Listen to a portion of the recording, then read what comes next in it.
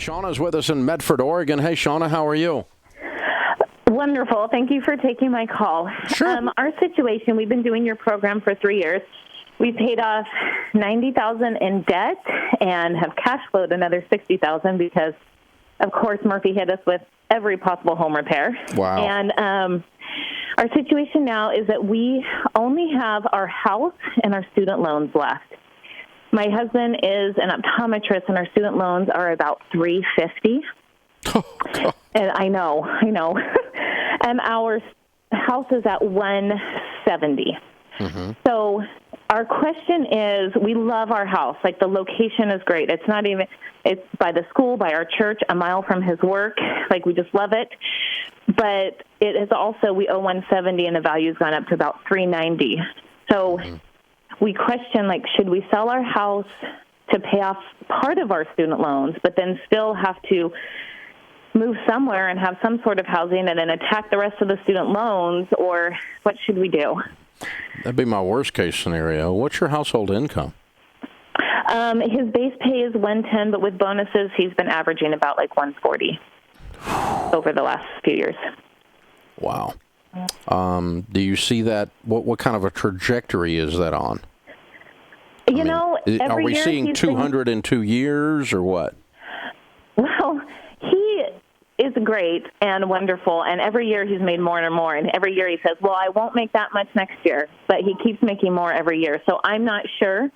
If you ask him, he would say, we're not going to make as much as we did the year before, but he has grown every year by about $20,000. That makes me want to smack him and say, why'd you go $350,000 in debt to go make less every year and start at $140? I know. Well, when you go through school, they tell you it's not a big deal. Yeah, I know, but they're idiots. And so now you're in a mess. And so, he needs to be making $200 a year. Mm-hmm.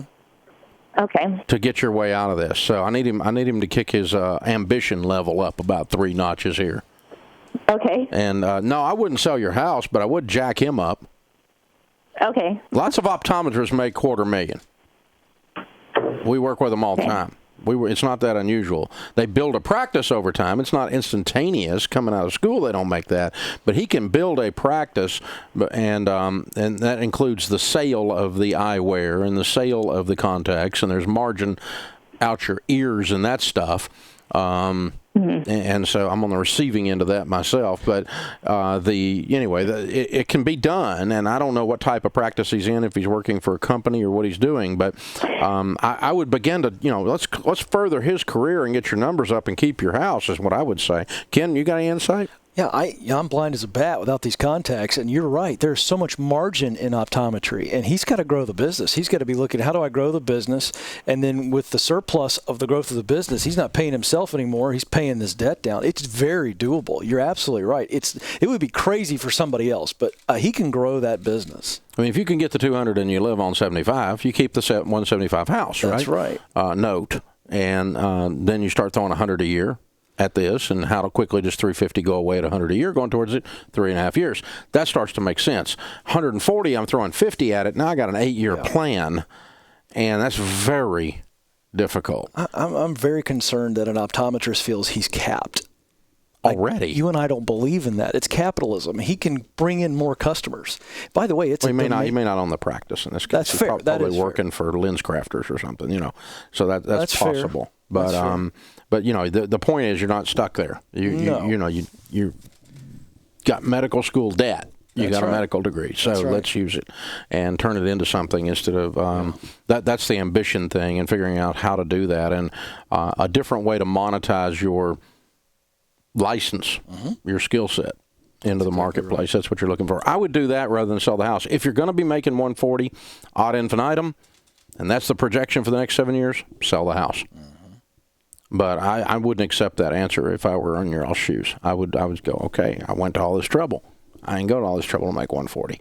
I didn't go to all this trouble to make that kind of money and be worried that I'm going backward every year. That's not what we're going to do. So, sometimes, Ken, with what you do on the Ken Coleman Show, is that kind of a call where it's just someone that doesn't believe, and you just need to speak it into them, huh? It's a limiting belief that I don't have any options. I'm completely stuck. And when you're stuck, you're not really stuck. You're just looking at your circumstances. But you start looking up and you find a way out. Absolutely.